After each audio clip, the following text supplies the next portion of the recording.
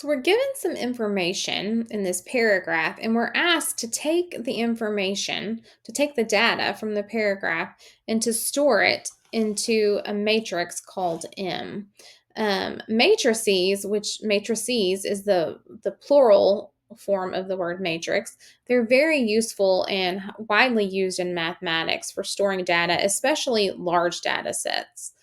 So we want to look at our information that we've been told, and we want to create our matrix M using that information. So this is part A.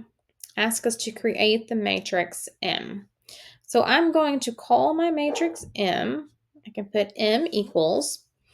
And from here, I'm going to look, and I'm noticing that what I've been given is I've been giving the number of male and female participants in high school athletic programs for different years, beginning in 1980, and then 10 years later, and then again in 2000. So I wasn't told what to store in the rows and what to store in the columns of our matrix, so we have a choice. We can either choose to store the years in the rows, or we could choose to store the number of male and female participants. So I think I'll set my matrix up this way. In my rows, I'm going to put male and female. And then in the columns, I'm going to put the corresponding years, 1980, 1990, and the year 2000.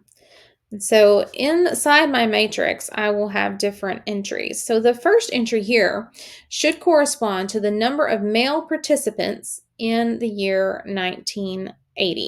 So in 1980, I see that there were 3.5 million males. So I'm just going to write 3.5 and use that to represent million. So this matrix will be representing the number of million of participants.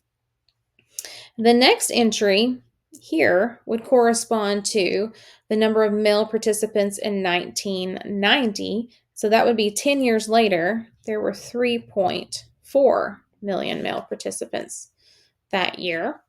And then the last entry of this row, so the last row and the last column, the first row, the last column, sorry, that corresponds to the number of male participants in 2000. So in 2000, there were 3.9 million male participants. So then we go down to the next row. So this would correspond, this entry here, to the number of female participants in 1980.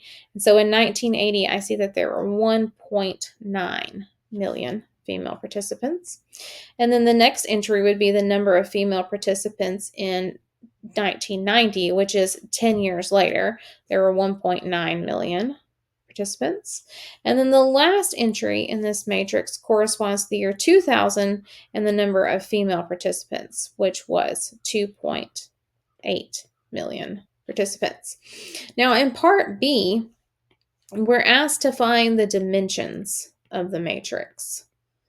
So for this matrix, and for all matrices, when you're finding your dimensions, you're going to give the dimensions as the number of rows by the number of columns of your matrix. So for this matrix, we see that we have 2 rows, and there are 3 columns. So our dimensions are 2 rows by 3 columns.